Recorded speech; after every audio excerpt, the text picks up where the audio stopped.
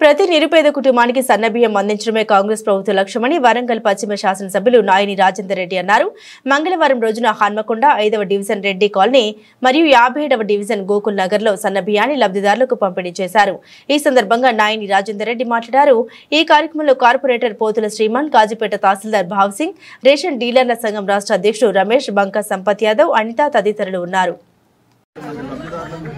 Warangal west నియోజకవర్గంలో సన్నబియ్య పంపిణీ కార్యక్రమంలో భాగంగా ఇవాళ వరంగల్ వెస్ట్లో కొత్తూరులో ప్రారంభించడం జరుగుతుంది.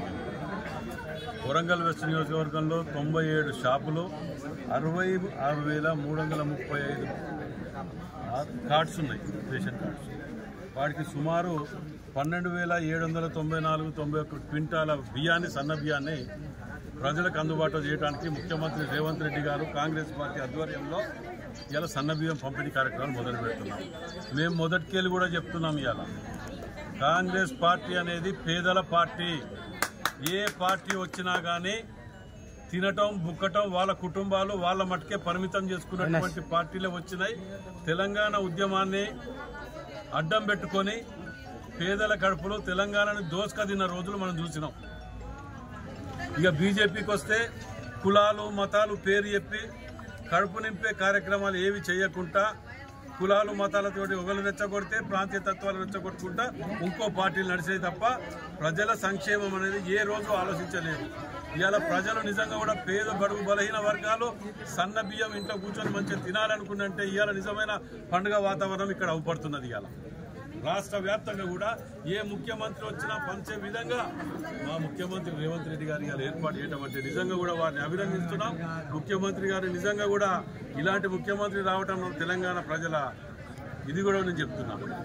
మరి వీటిని ఏమి చేయాలి, ఎట్లా చేయాలి అనే ఆలోచన లేక పొద్దుగా లేస్తే విషం కక్కటం, మళ్ళా ఇంకా తెలంగాణ పేరు చెప్పి మళ్ళా మోసం చేయడానికి ఆ కల్వకుంట్ల కుటుంబము మళ్ళా రోడ్డు మీద పడి మళ్ళా మోసం చేయడానికి. ఇప్పుడు ఉదాహరణకు బస్సులకు మహిళలకు ఫ్రీ అంటే ఆటో వాళ్ళని రెచ్చగొట్టడం, లేకపోతే ఇంకోటి వాళ్ళకి ఇస్తే ఇంకో వాళ్ళని రెచ్చగొట్టడం, ఇదే పని పెట్టుకోవటం తప్ప వారికి మేము ఇది చేసినామని చెప్పుకోవటానికి ఏమైనా ఉన్నదా? చూడండి, మీరు గతంలో సంవత్సరంన్నర కింద చూసిన హన్మకొండ, ఇప్పుడు హన్మకొండకు ఏ గల్లీ పోయినా రోడ్లు కానీ డ్రైనేజీలు కానీ వర్షం పడితే నిలవకుండా మునగకుండా ఇన్ని కార్యక్రమాలు చేసినా వాళ్ళకు మాత్రం కనువిప్పు కలగట్లే.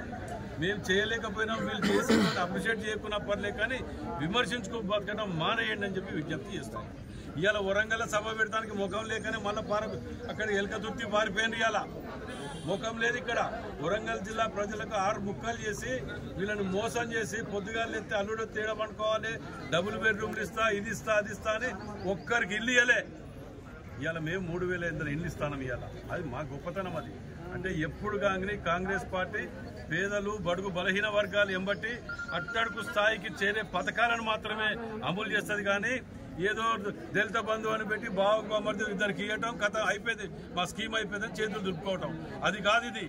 చూడండి, ఇలా పేదలు ఉన్న దగ్గర ప్రతి ఒక్కరు ఇక్కడనే ఉన్నారు. అట్లెక్కడన్నా వాళ్ళు పెట్టిన స్కీమ్లల్లో ఎప్పుడన్నా ఇట్లా అవ్వపడ్డారా? జవాబులు దొరికాయి.